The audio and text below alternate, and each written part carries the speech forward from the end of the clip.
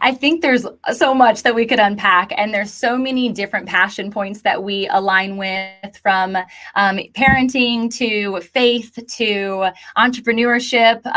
More recently in your journey, though, and we'll start high level and we'll go down into that white paper a little bit more. But I love the fitness journey that you've been on, and the understanding and the knowing that your mind and your body and your spirit actually all have this crazy connective power intended by God that took me 3 decades to figure out myself. So tell me about how this fitness journey has really flown into your faith.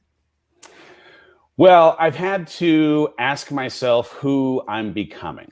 Right. And at the beginning of this 5 months of transition, that was a very, very difficult question to answer, because the imagination required when some of your primary identity is maybe, taken away or changes in some way, the idea of casting a new vision can be hard. But once I was able to actually come up with who do I hope to be, whether it's in a year or 5 years or at the end of my life, I could then work backwards from that vision with what I would need to do every single day to try and actually become one step closer to the vision of that person. And so my health journey has been a reflection of trying to create habits and routines around how I'd have to show up today to get a step closer to who I'm going to be. And so when I say health, I'm not talking just about physical health, though of course that's a part of it. It's physical, emotional, relational, spiritual, and mental health. All of them are important. And taking this holistic approach to being healthy has me in the healthiest state of my life, even though I'm also in the midst of going through the hardest thing in my life.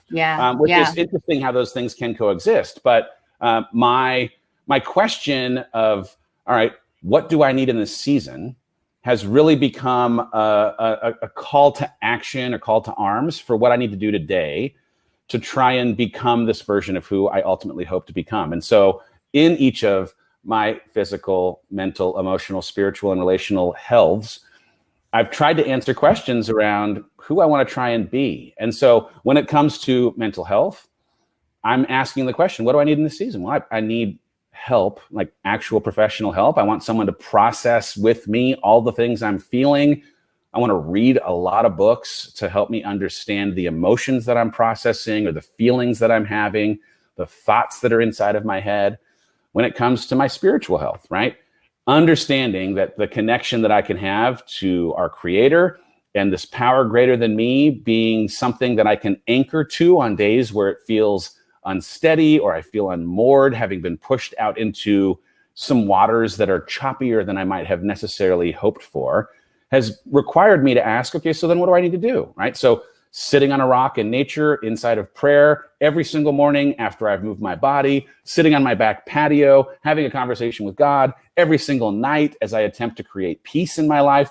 There are things that I am just trying to every single day intentionally construct so that I can, against these different dimensions of health, show up well for myself and create at the end of the day integrity with who I'd hope to be.